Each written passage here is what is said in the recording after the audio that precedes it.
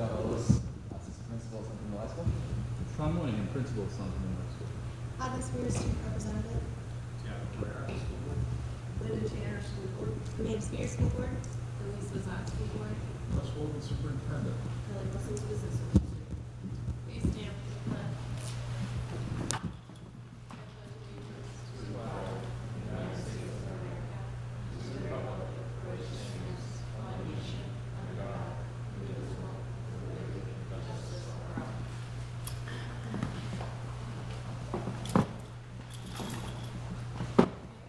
Looking for a motion to approve the minutes of April 1, 2026 school board meeting.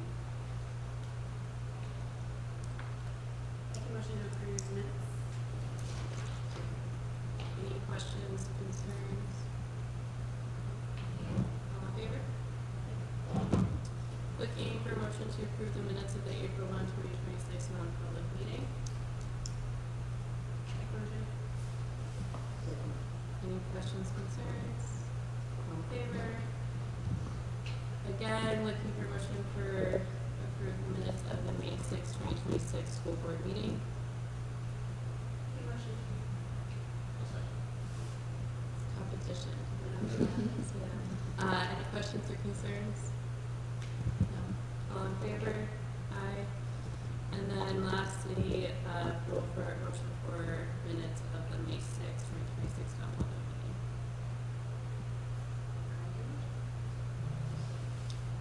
Questions, concerns? None? All in favor? Agenda review. We're good to go. Okay. Now for public forum in accordance with policy ABEDH. Seeing none. Keep going to school updates. Student representative. I gotta go first. So very, very busy at middle high school. So for the seniors, obviously graduation is Friday. So their last full day of school was today. And we had field day, which I got a little bit too much sun. It's okay. And then tomorrow's class day, so all the underclassmen will go down, support the seniors, and then graduation Friday, and then all the underclassmen have finals starting on next Friday. So very, very busy. The track season ended on Saturday, or Sunday at the state meet, which I think was, Michelle, wasn't it our best, it's like been our best turnout over the past 5 years or something? Yeah, 15 athletes over 11 different events. Yeah. That show we haven't very long time according to people who've been in 11. So the track team did really, really well, which was awesome. And the girls 4x1 team, I know they're going to meet a champs this weekend, which is really exciting. And then softball's on the road tonight with their first playoff game. And baseball, I believe they play Saturday. So lots of exciting things happening. But basically the year's coming to a close and just kind of wrapping everything up. SCES. Me. I'm really excited to report tonight that our staff meeting voted to adopt our new vision and mission statement. This is the culmination of months of work with our staff, getting input from parents, some student input, and I'd like to share it with you. So our vision statement is that we envision learners who are curious, compassionate, and confident. Our students are resilient and independently apply academic, social, and life skills in meaningful ways that enrich their community. So that's like the vision when they're done at SCES. Our daily mission is that our school builds strong foundational skills through high-quality instruction that fosters measurable growth for all learners. Students are engaged, challenged, and supported as they learn to think critically, solve problems collaboratively, and communicate purposefully. So it's a lot to take in out loud, but you will see those vision and mission statements in our student handbook and on our website and other materials that we're using for the school. So a lot of really great work to really consider what we want our school to be in the direction of our school.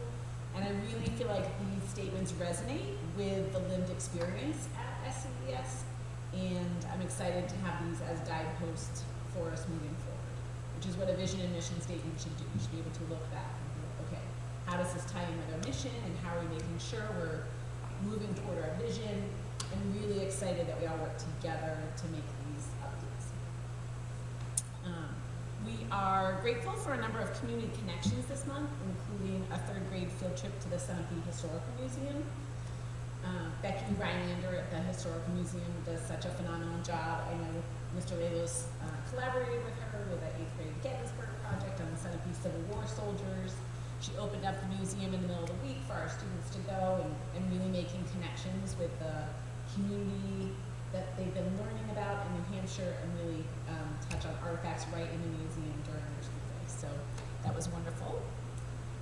We've continued to include student voice, and on May 15th, the 4th and 5th graders met with a representative from the SPTO to talk about our school's participation in the 4th of July parade that we do as a town.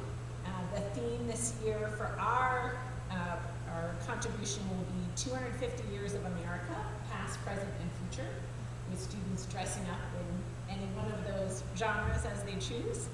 And families have been encouraged to participate and share how they might chip in to help with that.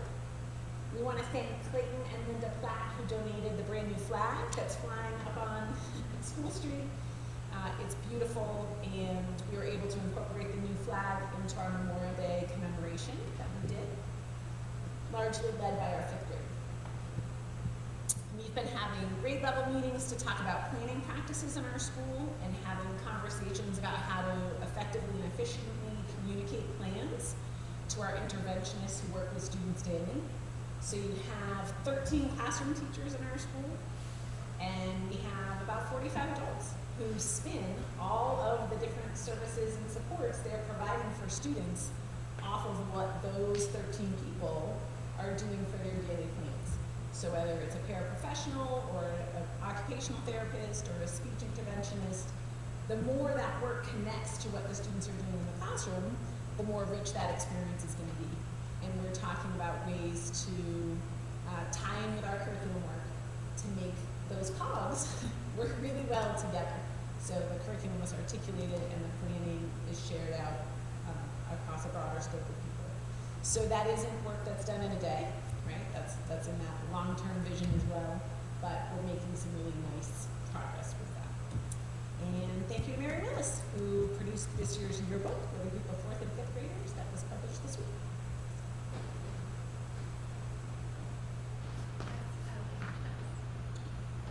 Anyway, Hadley did a nice job of summing up a lot of the activities that we had. We also, just busy, we say that a lot, but then we had the prom, so high school prom occurred. We had academic awards night, this is again a class day, graduation, we had athletic awards coming up.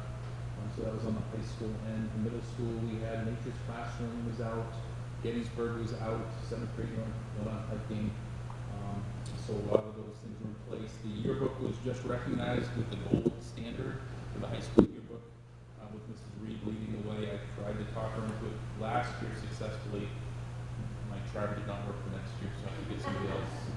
Which is the elementary school, which I understand. But the yearbook has been fantastic. Just a high quality production. We do have strategic plan update later on, and I don't know how much we're going to go into that. But one important thing that I wanted to bring up is we continue to have principal advisory meetings, and one of the things we really look at is our goals for next year. And so at the high school level, we have 4 representatives from each grade, and all the class, the presidents are included as well. And so we look at commonalities. It was interesting. So at the high school level, one very common thing is they wanted more advanced placement classes and more electives. And we talked about, for us to do that, we need an extra teacher. And we knew that, and that was budgeted for last year. But we had things. What's nice is we have a lot of students who participate in the APs that we offer. We do not run AP history any longer. There's a desire for AP economics. We have an English teacher who would love to teach an AP capstone, but she's teaching other electives that need to be there. So some of the things that they really desire really is a staffing issue. And we're well staffed, but that's something that certainly would help moving forward. The other interesting thing that they had on there was just doing something. And when I say they, if I have something about 3 times, so with lots of one-offs, but what comes up consistently, that was one. Another one was just the decor of the interiors, which I thought was interesting. That's when I could go through here 20 years and, you just, you know, I'm the person who my wife gets a haircut and 2 weeks later she's like, need to notice it, so I could go along. But that came up from about 3 or 4 different people. The middle school is very interested in keeping the things largely that we do that we're worried about not having necessarily. So I think there's an awareness that our 6th grade teachers who've done Nature's Classroom forever, for some of them, they're not going to be here much longer, you know. And I always joke a little bit. A lot of people really care less whether I stay so long as I do the Gettysburg. You know, so long as I do the Gettysburg trip, they want me to stay. So I think those things are really important for the kids, you know, and so they want those things, and they're also looking for more in that 7th grade version. And Ms. Clutie's done a great job of trying to do that. And you can see as those things happen, they're really interested in those things. So those are things that we try to look at, and you know, some of them are difficult, and they ask a lot of things of a lot of people, but it's good to see what's important for those kids. So those came up time and time again. We really want to make sure that Nature's Classroom is there for the 6th grade. We want to make sure the advanced placement classes that we have remain, and hopefully we can get some back again. So that was very much a commonality as we look, and that's one of the things we'll work on doing as we move forward. That'd be pretty accurate from your perspective, Natalie, from high school? Decor is funny.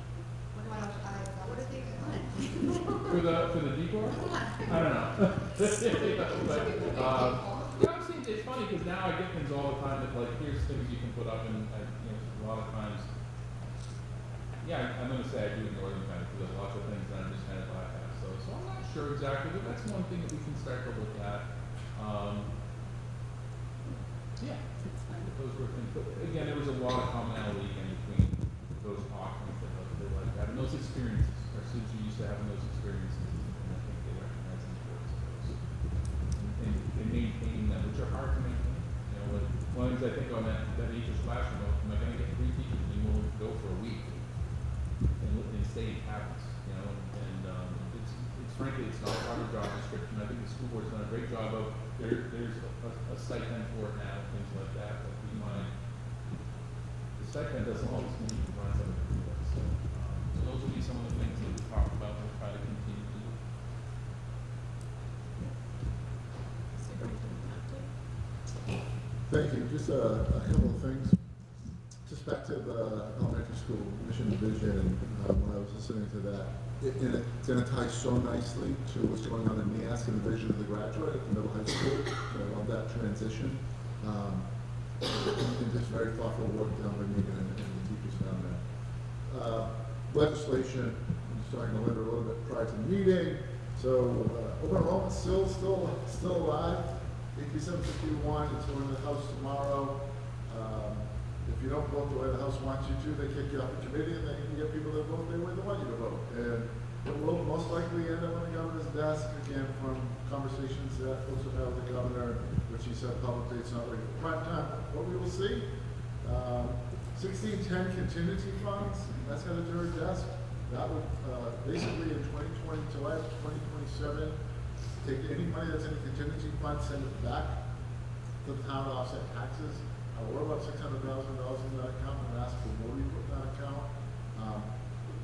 And I'm okay with that end of it, but moving forward, then to put any money in contingency account, which we've already approved years and years ago, you have to put it yearly on your warrant and know how much money you're going to put into it. Well, typically, that time of year, we don't know how much money we really have to put into it. So that's bad. But here comes the worst part. Let's say you do put money into it. Now it has to before the specific RSA, blah, blah, blah, unanticipated catastrophes or events, which is determined by the Department of Education or the Department of Revenue. So now, 2 state organizations are telling us how we can spend local tax dollars in our community. It's a horrible law, and I said this is why I pushed hard to try to get this senators and House reps to vote it down, but keeps getting pushed through. So we'll keep an eye on that, and we'll show a little bit on some thoughts on that. And then the last one, I think that's an impacting everyone, is thinking how to purchase a local tax cap. So that's ended up on her desk. That then in November election puts that every community for the next 2 years will vote on whether they want to have a tax cap. completely out of place, it doesn't belong, again, it's an overstep by state government into local control. But we'll keep our eyes on those two things, but legislation, even though Friday is the last day, it still continues to kind of unfold, and as that was always interesting. Still in the hiring process, still looking for a life skills teacher. We've had some great interviews, we've had some great Title I interviews. Hopefully we'll get some candidates, and we'll talk more about that process and some action items, and still obviously we'll look at ours as we continue to see how kids come and go, and what those needs are based upon IEPs as they continue to be evaluated and written. And summer's coming, and I would rather be a senior than a superintendent right now. Your license is way more fun than mine, so. We are going to do a couple projects to get some things done. We're going to try putting some suspended ceilings in the middle school to help with those wall ceilings, help keep some heat in. Now we have some good biomass heat. We want to keep some of that heat in. Obviously, we're doing some deep cleaning. And there's a couple of trees at the SAU. If we don't get rid of them, we're going to fall in the SAU, so we're going to take those down. But when I talked a minute ago about the suspended ceilings and heat, this is a great stat that I just heard the director of buildings and grounds was able to tell me the other day. So when you burn non-fossil fuel, you burn this renewable energy, the state gives you what's called a TREC. It's a requisition based upon the amount of BTUs in it. Well, we had 700 plus BTUs, TRECs. Those 700 plus TRECs will be sold in the open market for $22 or $24, depending on where the market is. That's roughly $16,000 plus. So take that $16,000 and we reduce that for what we bought in chip. So we bought about $86,000 worth of chip this year. We reduced that 16, we're down to $60,000. And last year we used oil, we used 124,000 gallons of oil. Now we're still burning some propane, but we're not burning another $60,000 worth of propane. So I just think, this is the first year we've had this up and running and really got the full use out of it here. But you put them both together and hopefully, one, we'll have fossil fuel. That's a huge improvement for our community, in our region. But obviously there's a financial gain that we're gaining year after year after year. So just wanted to put that up there for the students. Okay, we have quite a few first readings for policies. Start with ABC, non-discrimination, equal opportunity employment, and anti-discrimination plan. Sure. Why don't I give you an overall, you could group them as a bunch. If you like, it might just be easier because they're pretty standard and pretty flat. Great. The School Board Association sent out a spring policy update in May. All of this is based upon this legislation. There are really minor tweaks, at least 8 of them. So I highlighted what the change was, and then I highlighted the change in the policy for you. So you can see we're not really doing a whole lot other than adding some legal language, cleaning up some definitions, adding a few things that annually instead of biannually, things like that. So one, because they're legislatively pushed, and a lot of these are policies that we have to have, we go ahead and do and put that language through. So again, you could take them individually if you wanted to just do them a bunch, you could do that too, and you can answer questions that people have. Okay. However you want to do it. I'll look for a motion to approve first reading of the policies as stated. Accept the changes in the first reading. Have a second? Is there any questions or concerns? No? Okay. All in favor? Okay. Moving on to action items. First is to approve the superintendent to hire certified staff over the summer. Can I get a motion? Make a motion to approve certified staff for the summer. Second. Any questions or concerns about that? So we haven't hired the special ed, we haven't hired the Title I. And so just quickly, this just gives me permission because we're still looking for certified teachers. Remember, technically, you as a board hired the certified teachers by the Department of Education. Right. This gives me permission to do that, to make sure we hold on our candidates. And then at our next meeting in August, special ed Title I, so. Special ed title. All in favor? Okay. Approve the Croydon tuition agreement 2026 to 2028. Do I have a motion for that? Motion, second. Questions or concerns?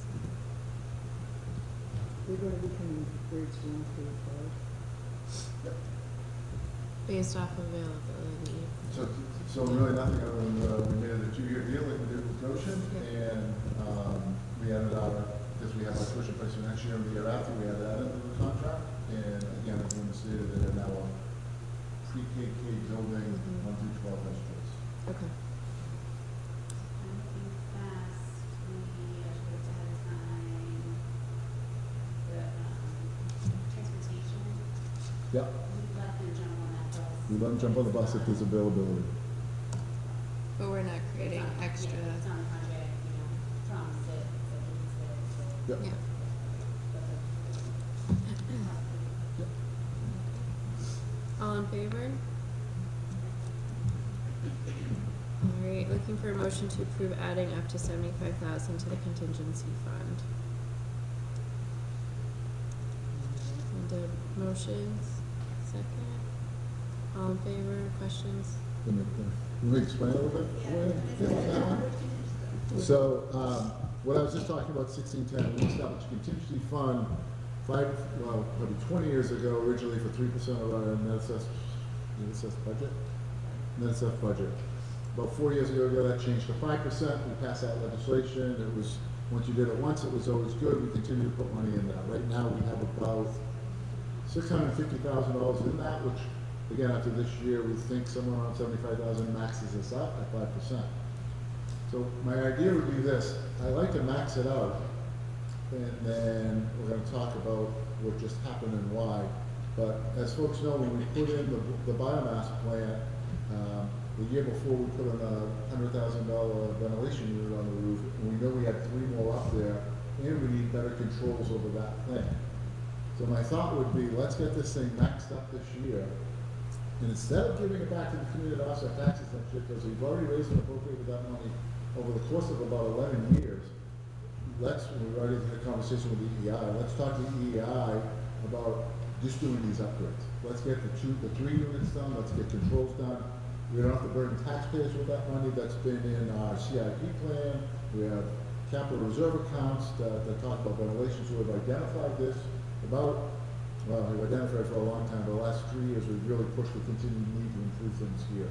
So my thought would be, let's max that thing up. Again, it's up to 75 this year, depending on where that number comes in. We're waiting for DRA to give us that final amount. Let's say that puts us around 700,000 or so. Hold on to that money. Take some money that's in our HVAC contingency, put that money in next year. Bring the EEI in at the beginning of the year, have them write up a proposal to do that work, pay them their bills so that July 1, we're not sending money back now that's been 30, 20 years old. We're spending that money on projects we identified over the last 10 years. But that's my thought there. Putting $75,000, we don't have to take any other action other than putting that in there. If we decide not to move ahead with the project, we'll move in a different direction, a different project, we can do that. Or if we decide as a board, you want to send all that money back to the town on July 1, 2027, you can do that as well. Right. I would caution us. Ken and I had this conversation today. So right now, we think we're somewhere about $500,000 that we're going to get back to the town. Probably a little more, but somewhere in that ball. That's a typical year. So let's move this ahead now to July 1, 2027.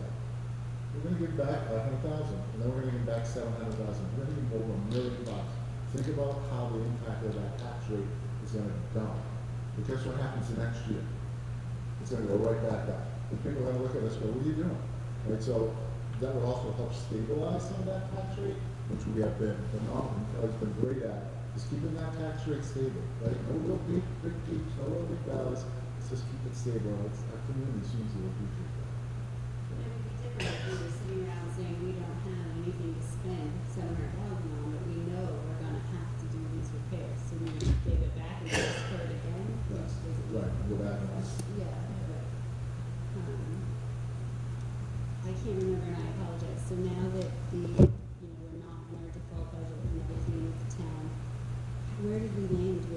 removal, does, grass cutting fall on us? That occurred to me the other day. Yeah, we've been cutting grass for a couple of years now. And right now, it looks like we're still picking up the plowing. I do have a meeting coming up on June 24th with the town administrator. You know, they haven't indicated anything different. We've told people who have that contract that they could please do that again. We like what they did, and it was reasonable. They actually did a really, really good job. Maybe too little, too much. Sometimes we didn't understand that was on the road, but I'll find out more in June. We're looking to pick that back up. I haven't had any things that they were going to do that. So that'll come out of our. It's, and that is, no, that's, they're not budget. That we did it. No, we took it out this year, so we put it in the budget for next year. We went back and forth. Yeah, I think We we were, were not looking to put it back in the budget. Yeah, anyways, okay. Any other questions about the contingency fund? All in favor? Alright. I don't think this is a proposed spending up to 25,000 from the Center for School Facilities Capital Reserve Fund. Proposal approved. Okay. So again, you know, let me give you an explanation because it all kind of fits. Okay. So Monday, John came in and said, we have a problem, the HVAC unit on the roof that runs the main office, guidance suite, conference room, nurse's office is dead, it's gone, it's not, there's no comeback. Well, okay. We called CTI works directly with EEI. EEI, Mike Davey, who we know is on our workforce, gave me a call. He said, hey, you know, I can give you the price of the whole unit, I can give you the price of just fits in that component. So give me both. Literally, as I stood here, sat here, the proposal came in, put the whole unit in, so that's, the AC unit right now is here, and it's tied to a bigger air handler unit. The way they have them now, they're all in one, and they actually dehumidify as well, and they're a lot more efficient. So to replace that is $200,000. To replace this AC unit is about $60,000 to $75,000. I said, Mike, he's like, well, we could get the unit now, in 16 months, you can build. And I'm like, but I have no AC over the entire summer, I got to build. So if we replace this unit itself for up to $75,000, we can still use part of that component if we take the next step, like we just talked about, replacing the other 3 units. So it's not just throwing money down the drain, it still can be usable. Obviously, I don't want to leave the middle high school in the sweatbox this summer. Obviously, it does have an impact on the working environment here, and we do have people coming in and out in meetings and things like that. So I would ask that out of the facility capital reserve, which has $211,000 in it, that you allow us to spend up to $75,000 for replacement of that air conditioning. So you're I'm asking. sorry, I'm going to change that from 25%. 75, It's the so- bottom of the proposal where it is now. So you're looking for a motion to spend up to 75,000 from the Sunapee School Facilities Capital Reserve. Correct, Fund. thank you. I apologize. It's okay. Can I get a motion? Give me 1 second. Any concerns or questions about that for Russ? That makes sense. I'm just trying to Yeah. make sure I'm laying it out there clearly. Okay. Great. Well, all in favor? Thank you. You have your AC? All right, next is information items. This June 5th, what's that, 2 days away? Is that 2 days away? 2 days away. Graduation children gym, I'm sure you guys probably had your invitation. We'll have seats available for you and reserved for you if you're coming. And it's always just a great, very traditional, great night that really focuses on kids, and that's awesome. That's awesome. Strategic planning. Again, Sean hit on his piece, and I'll let other people hit on their pieces as well. But this was the strategic plan that we did based upon student voice, and we continue to work on our action statements, and we have a sort of an overview from the district, from the elementary school, from special ed, and then even something from technology from John Reed.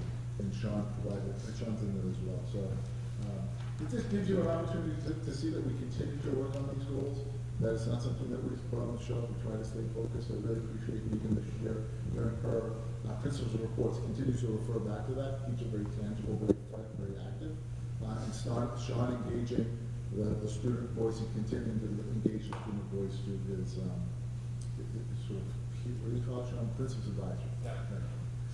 So I don't know if there was questions. You play a role in this one as well, right? I mean, we talked about passing the budget, you set clear policies, also with continued communication, you help us work on passing the budget with the community. I try to keep you up to date with legislation, we try to engage other members within our community, obviously. Our meetings are public, we appreciate having a public member out on our meeting tonight. But I think that collaboration across the school districts, we obviously have worked with our tuition in schools, but we are in conversation with Newport and Claremont regarding CTE programs, management communication regarding special education. There's a lot of collaboration that happens, I think, outside of our school day, in our real professional careers. Megan and the principal at SAU 108, Pasquani, have become pretty close friends, and they're trying to make me take them out to dinner some night. But John's made a connection with the technology person up there, and there's just been some great collaboration, not only some regional here, but also in SAU 108. So you folks do play a role in helping us sort of achieve some of our goals and our action statements within our strategic plan. I don't know if Amanda or Megan or even John went back there want to talk about any of their different components. You don't have to. If you looked it over and you have specific questions, I'm happy to answer, but I think the overarching goal is we can always improve and grow on processes, so it's working with the both buildings and the departments in all the ways we can improve processes, which then impacts students and their staff. So I think that's kind of overarching, and I put detailed stuff in there. You have questions, but I won't bore you with what really makes me excited. I don't know where this would fit, and I know we've kind of talked about it a little bit before. And I think it's great, but a little of it seems siloed a bit, and the kind of more of the integration between like the elementary school and the middle high school.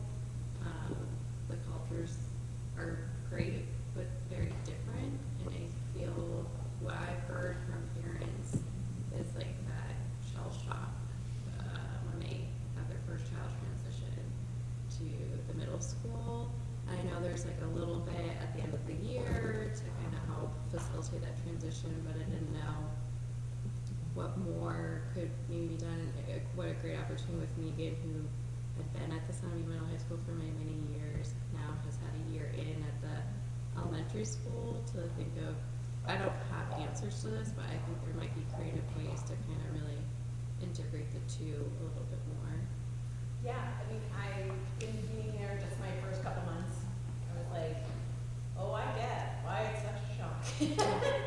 There's just, right, there's some things that are just inherent, like recess, and now there's no recess.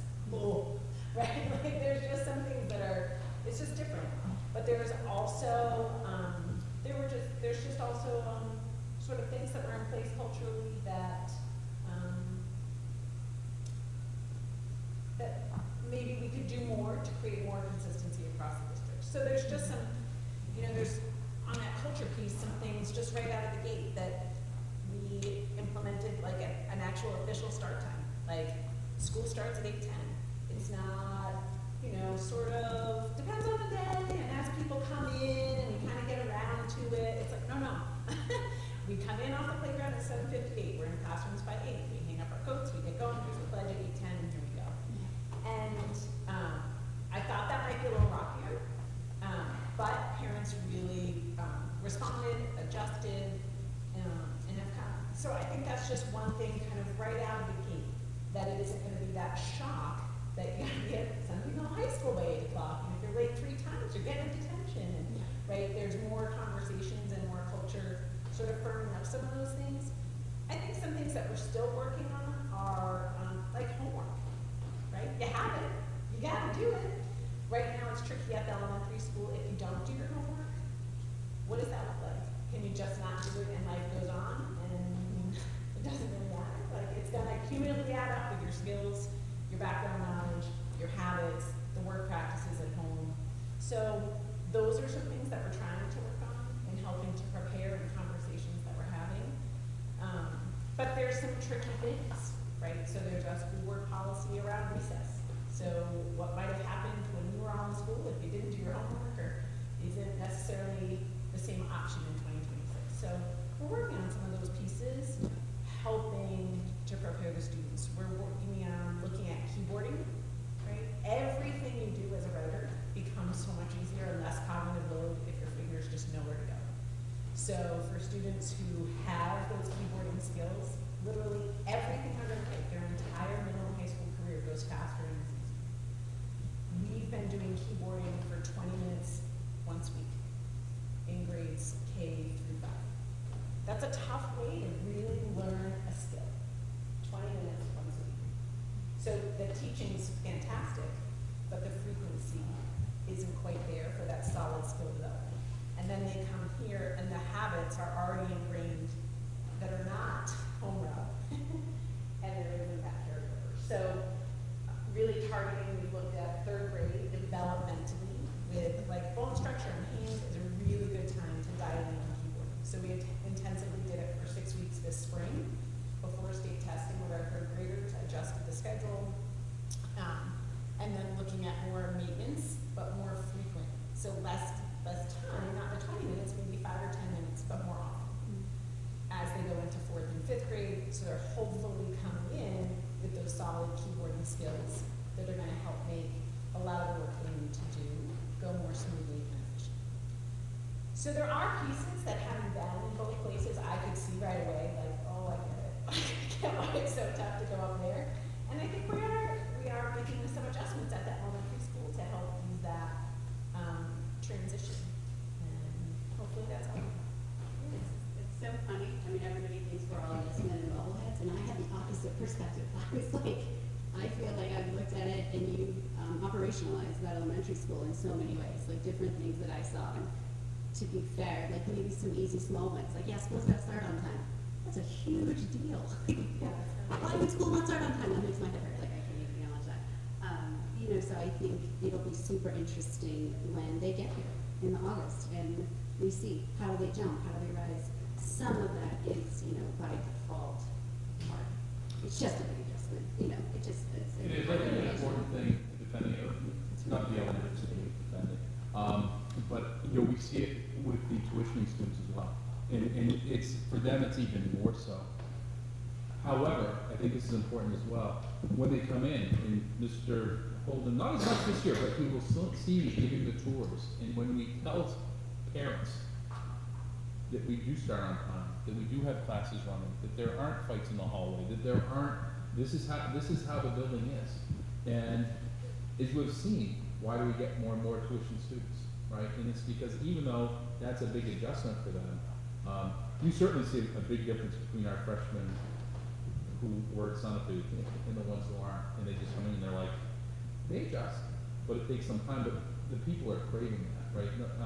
Realistically, we still have tardiness issues in the middle high school. That's probably one of our bigger issues. And I would go each day, we have 10 people showing up late to school. That interrupts class. If teachers are doing what they're supposed to be doing, that interrupts class. Every time somebody comes in late, that interrupts the class. But I think everybody agrees they want to be in a school where we're not just waiting until 8:20 to start.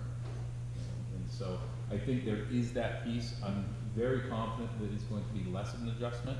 Again, this will be my first year where that's not going to be shocked for them that 8 o'clock means 8 o'clock. And this is the first year I didn't have to share that with our 6th grade parents on orientation night, because that's one of the things I would come in and I would say, this is going to sound crazy to you, but 8 o'clock means 8 o'clock. You're going to be very disappointed if you show up at 8:02 each day for a week.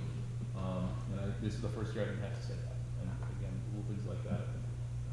Yeah, and I didn't mean it as any criticism, but, and I will say, as an elementary school parent, to your testament, Megan, I've noticed follow through with school board policies more than I've had since my son's been there, which then, and you know, he got in trouble, he had a consequence, But then when something happened to him, I felt confident that it was taken care of, and I didn't feel like I had a gap in arms about justice with my child. So I just want to give you that credit. I think from a strategic standpoint, though, like those are great, and I've seen that, but kind of like highlighting, like, and kind of writing it down, like we're strategically, like it's good to hear that we're thinking about this and how we can really help support the students, and a lot of it is the parents who struggle with the transition from elementary school to the high school. And I totally get that it's like a total different beast in itself to work with, but so I did want to just give you that credit. Where I recognize that. That consistency, I have heard that too, not having a kid in the elementary school, but I've had people come up to me and say, you know, people I don't know very well, I sent a kid to the office and something happened, you know, they didn't just show back up in class, and that's not fair, like to the students, to the teachers, to that student, that's just not an okay way for a student to go through school, right? Because then they come here, and it's like, that's not how it works. You know, I do think the parents are the problem. As a parent of a senior, did my son have charges? Oh, yeah. And was it terrible? And now it's not on public record. Did he have a consequence? Absolutely. Did he come home and he was like, oh dear, Mom? And I was like, what are you gonna do? How many times can we get you out of bed? It's not our fault. So even like all the way through, you know, and I'm sorry, senioritis is real. I don't care. Go to school, you know. So that helps, I think, from a parent perspective too, to know that they're not going to get here and somebody's going to, because it matters. You know, it matters. So I do. But we've talked about this as long as we've all been on board that because we only have one big transition, it is a big one. You know, they don't go somewhere else. And we've talked about our tuition students too, and I feel like maybe that's another thing we should highlight is the culture that you guys have worked on, you know, and now that Brennan has become a little younger, how do we acclimate those families? How do we include those families? How do we make sure they know that they're just as much a person? You guys know I hate it when people are like, oh, that's Joe, he's a tuition student. No, he's not. He's just our kid. Like, so that's a good thing to try to continue to keep an eye on as we continue to get bigger. I lost it, but do we know how many we're having coming in? Tuition. So, yeah. Yeah.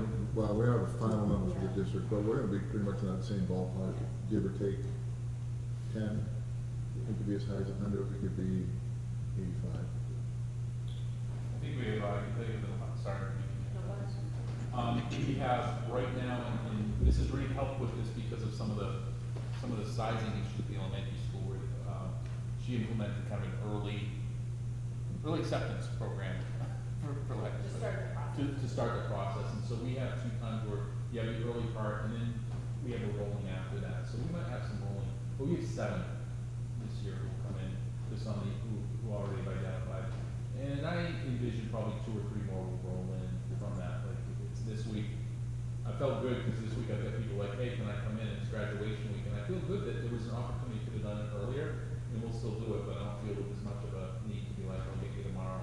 It's, you know, we can do that in a week or so. But we have confirmed 7, this will be tuition students. Yeah. And I just want to say too, like in looking at that transition, I love strategic plans. I love when we all have goals that we're working toward, and it's really helpful. Just to speak to that transition too, that right, it's not all about just behavior sorts of things.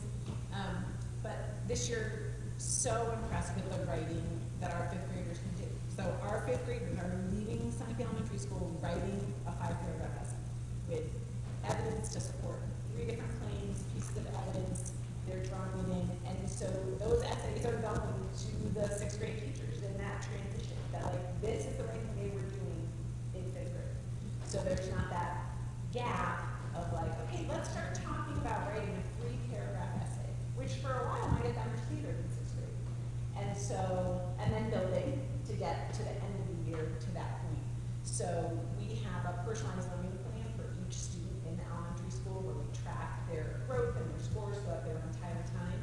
And that plan will also go to the 6th grade teachers, so they're getting a full picture of different evaluations that have happened with the students along the way and different scores, and you can see like when big jumps were made or different pieces, and just feeling like we're kind of sending like, here are our kids that are coming to you and here's where they're at in a more meaningful way than maybe has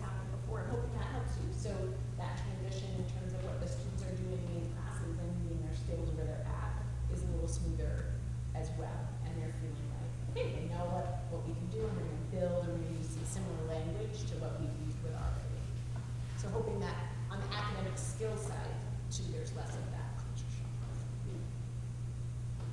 I was saying to our community member last night that it's so important that because we are so small and we are so good at what we do, that it would be really easy to just do what we did. You know what we did last year?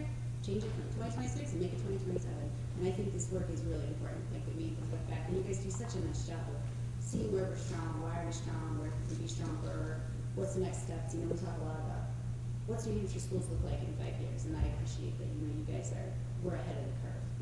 You're defining what we're gonna look like, not just waiting for Russ's friends in Concord to tell us what we're gonna be, which is huge. This is a lot of work. It's awesome. And I like the fact that we've got all different, points of view from parents, from the students, even at the elementary, to have them, give input, and that's really important to get a cohesive school together, is all the, people that are involved need to be on board and part of the strategic plan. That's really important.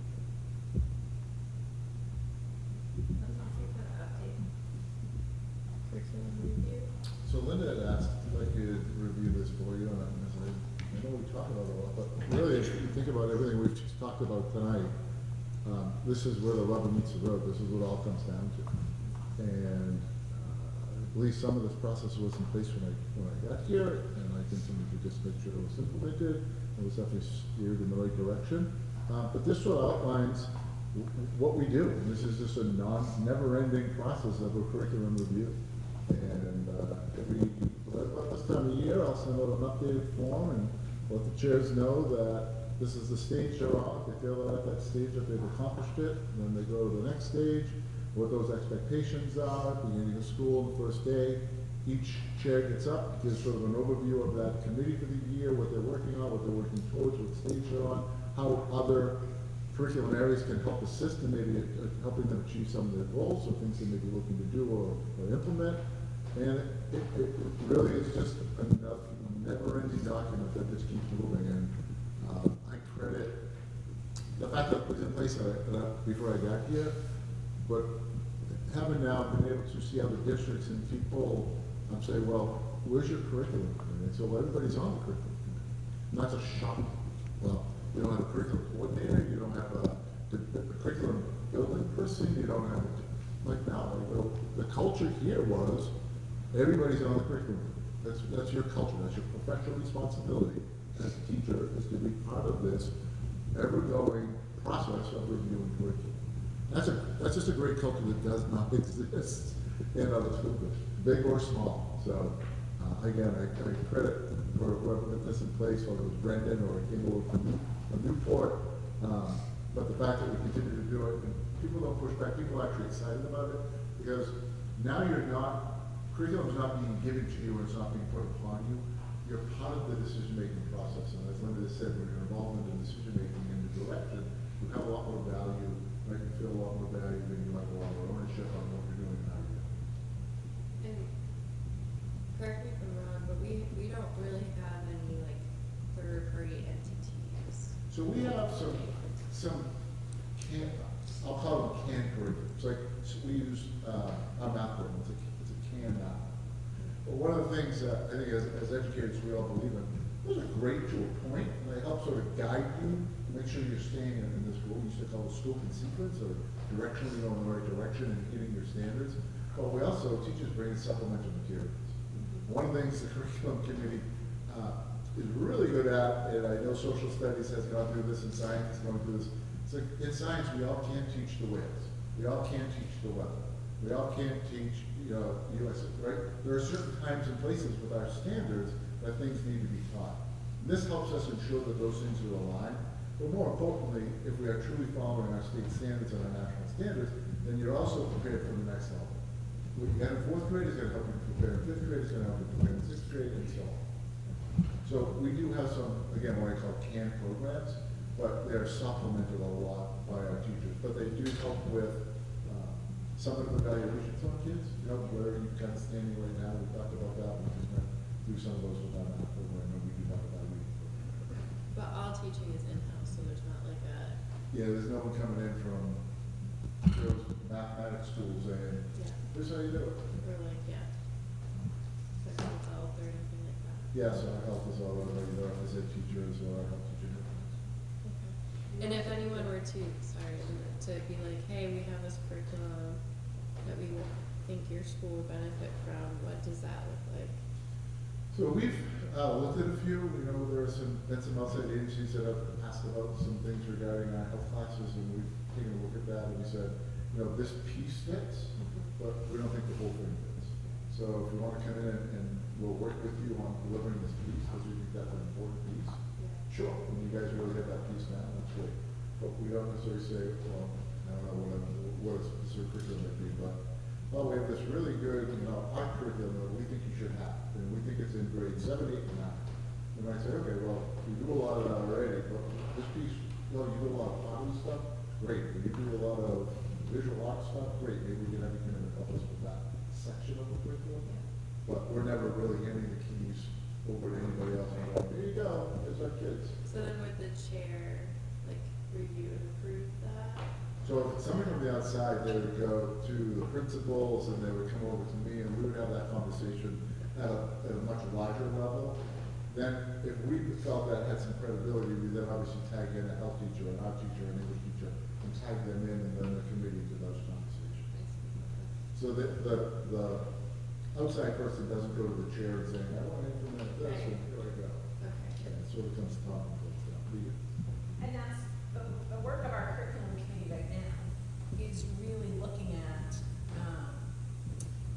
we're at a bit of a fork in the road at the elementary school, where we have the I-Ready math program that feeds through. But it really is not clearly articulated across science and social studies and reading and writing for K through 5. So right now, at the middle high school, you can pull up any one of 100 classes that are taught at the middle high school.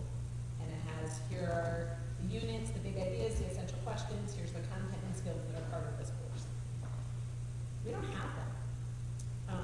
So if you were to say, what is the curriculum for 2nd grade? Well, we have this document that talks about some of these pieces. We got this here, we've got this here, we do some units from this, we do this here. We're not there. And what our curriculum committee is looking at is and the whole school together is looking at, do we want to be writing and developing this curriculum ourselves? Or are there programs available that could help do some of that integration and help content knowledge be woven more deeply in with reading and writing so that it's really embedded together, research-based practices that have been vetted across a published curriculum. Because what we're looking at is sometimes there being a real disconnect. Like we might read an article for reading comprehension about pandas at 10 o'clock. And then at 11 o'clock during our science unit, we might look at an interesting article about firefighters who use drones to detect fires. And then at home, there might be something to read that night about colonial times. And it's not really necessarily woven together, so students are going really deep with an understanding about a topic. So kind of the idea when you say to an elementary school student, what are you learning about right now? Right? We're learning about space. We're learning about the ocean. We're learning about westward expansion. We have places where that is happening, but we need some work with that. So that was part of the book study that we did with the knowledge gap. That's what the curriculum committee is looking at. So I just mention this now because we may be coming to ask for some money budgetarily for a curriculum that does help weave those pieces together. So teachers aren't trying to say, okay, I'm going to do a unit on westward expansion. Now I need to find all the reading material at all of these different levels for all of my different students. Now I need to develop writing assignments and rubrics that go with this unit, and building that themselves. Building it themselves gives them the autonomy and freedom, but at the same time is an awful lot of work. And we're at a bit of a crossroads of deciding what route we head. So that's the work of our committee and the conversations that we're having about curriculum. So Just real quickly, by the way, the reason that we have those for all the courses at the middle high school is because of this. So I would like to point that out.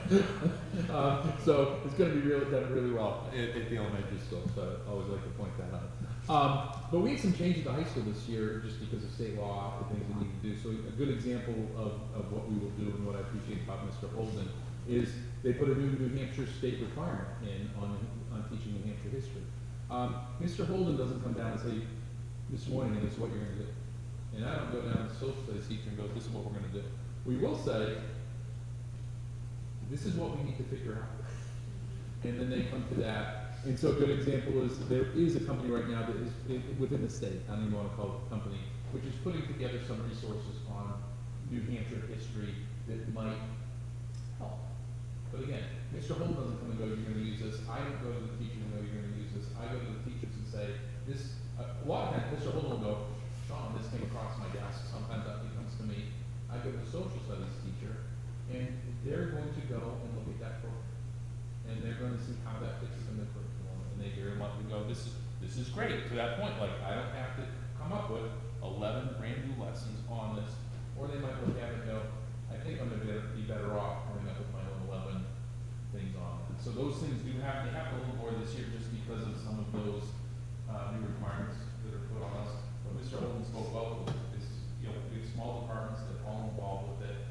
In short, the social studies teacher go, I'm not doing anything. Then we'll have a different conversation. If they want to do well, they're going to teach it. And so we do have some times where that's done. We get a fair amount of business stuff, business things as well, and I will always forward that to the business teacher to have them look at it. And if ever they came in and said, hey, we have this, and we think this would be great, then we can do that. And sometimes, there's no reason to reinvent the wheel. Like somebody's figured out how to teach keyboard, that's what keeps coming up in my brain. Let's not have that back, that's good. Let's spend our time or time with ideas. How can we contribute with, our students we send like to Newport, to like the VOTEC programs? Did they come to us ever and say, we're gonna offer welding, electrician, and HVAC, what do you guys see? Yeah, that's a great question. And yes, we certainly have those discussions from time to time. Unfortunately, a lot of what drives their schedule in their CT centers is personnel. Right? So they may have a great culinary program or a great culinary person that's been there for 3 years, but all of a sudden isn't there anymore. And now you have to find another. It's a little easier, the legislature has made it a little easier to get the CT certification based upon being in the field and some experience. But like automotive, right? I mean, if Kelly's husband's a mechanic, making a pretty good dollar being a mechanic, if I tell him he's gonna give up that job and come work at the CT center, he's gotta make $50,000 a year. I think we have to get on to make that work. Right? But we do have conversations as a regional 10 committee. I participate in that with Sean does, Miles probably has the most communication. They just actually hired a new CT director, we just got notification on that, I think yesterday over there. But it does ebb and flow sometimes based upon availability of teacher, but also student interest. They do put out sort of what students interested in. I think it was a few years ago that the paramedic program was a new one they put over there. And I don't know, they do want a cybersecurity, and that's resonating somewhere for me. We have this new AP class on cybersecurity. Okay, yeah, that's but, they certainly have a paramedic course, and we have a certain amount of limited seats. So sometimes we have them, sometimes we don't. And those are good indicators. We have a lot more people going right now. I think a lot of that was, frankly, the CTE teacher who just left, did a really nice job, and so I'm hoping the new one does. But if there's a follow-up on that, we will see that in the student science for that all in there. So it fluctuates, I guess, with you. Do you do combination courses or, like, the elementary school, it's easy to do thematically, a curriculum. But I know at our high school, we combined in English and social studies together to have a combined course, that drew from 2 different fields. Sometimes there was a theme in the high school that everybody tried to put a bit of their curriculum, centered around that sort of theme. Just wondering if that happens here. Yeah, so I'm familiar with American Studies. A lot of times I've done that. It's really hard to do here, really because of the size. Yeah. Because we've got so many scheduling needs from the kids. And so, our biggest obstacle right now is we make sure, for instance, if we're running chemistry in this period, not to run this period that, Mary, we looked at it quite a while ago, quite frankly, probably 18, 19 years ago, when we were looking at doing it. What we were seeing is it blocked up a significant amount of time, which made access to other classes difficult. I love it, I've actually been involved with teaching American Studies class. Well, it's kind of like career ed, where that blocks out a lot as well, so it's kind of tough. And with all the AP courses that you have, and they want more, it seems that it's not going to make it really tough. Yeah, correct. So we try to work pretty hard on all of it. You know, we, again, anybody, Mr. Reed, Mrs. York, Mr. Lovell says you're certainly familiar with the scheduling process. We do it a very old-fashioned way, but we will put up that master schedule and we will look for different kids, for different levels, to make sure here's what they might want to take and try to do that. Which is a lot of work, so we do it for that reason, but the more time you have things that they can't get to, that's our sign. That's not a good schedule. We do a very good job of that. So, the more time you have things that they have to take. And the CPE is great, because it's a great example, but when they take CPE, we know we have to move a lot of things around to get that. You can only move so many things around a lot. So very familiar with it. I think it's a great practice. I love teaching. I did it with a teacher one time. But it really does, when we tried to do it like 15 years ago, it really created some conflicts that were really tough. I might be making this up, but did we talk about this maybe like 3 years ago? CTE, but it was AP classes that we can offer here, and saying, hey, Nicole, do you want to come take an AP class here? That wouldn't probably ever do that. We did that a while ago. We actually did that. What we found in the short time was I can tell you it was an AP calculus class. And I remember there's been a lot of, which is okay, there's just been a lot of leadership changes. And one of the things that they were hesitant to do so, because I think they found all of a sudden, they wanted to keep some of their stronger students in there. And they were worried about, you know, when all of a sudden there was a fluctuation of their stronger students coming over and one came to a little bit. And I understood, I felt bad that we were offering some AP classes that they just didn't offer. What about the running start with the community colleges? It seemed to me that when they first started, the running start was kind of an alternative to the AP. Do you do that here? We do, yeah, we do. So we run a running start statistics class. We run a running start English composition class. We run, I know I'm gonna forget some, running start psychology, running start government.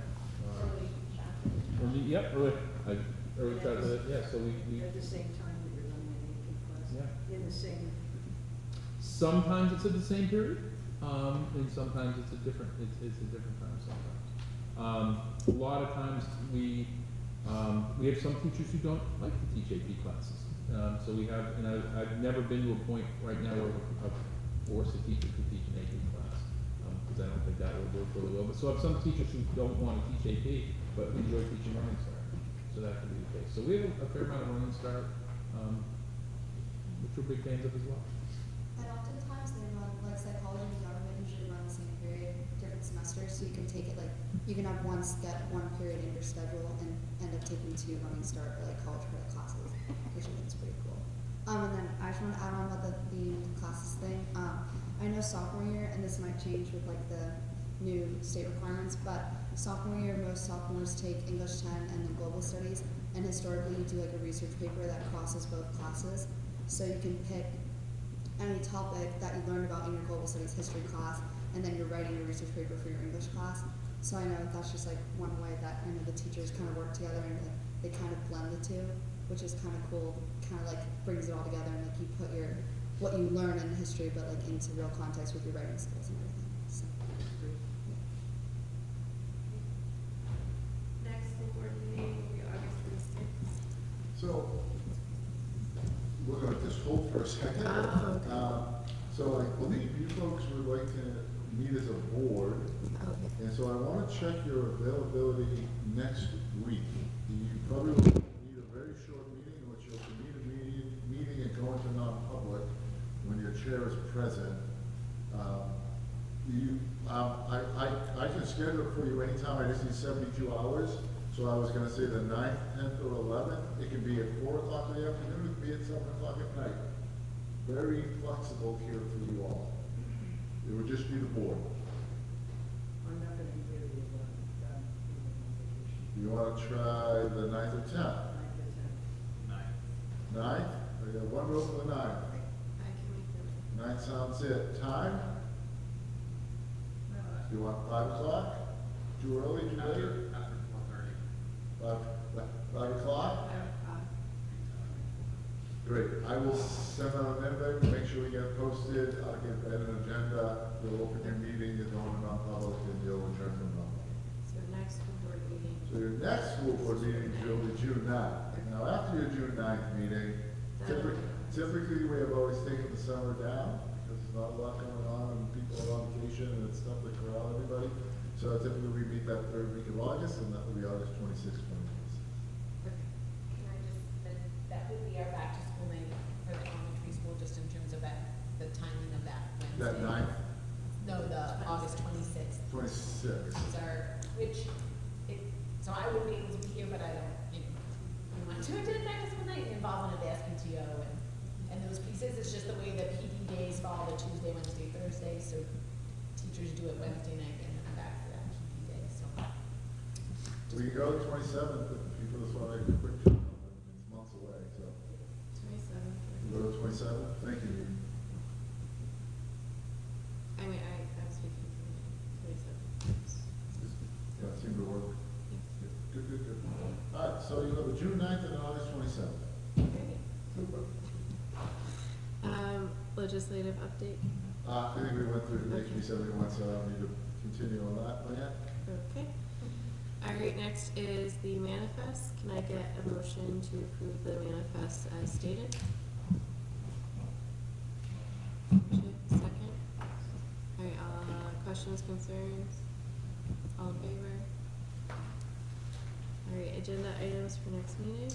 We'll have some second readings of policy, we'll talk about a couple of new hires, and we'll get you up to date with everything that's gone over the last 2 months. With that. Sounds great. All right, no requested on non-public, so we're doing it on the 9th, so motion to adjourn.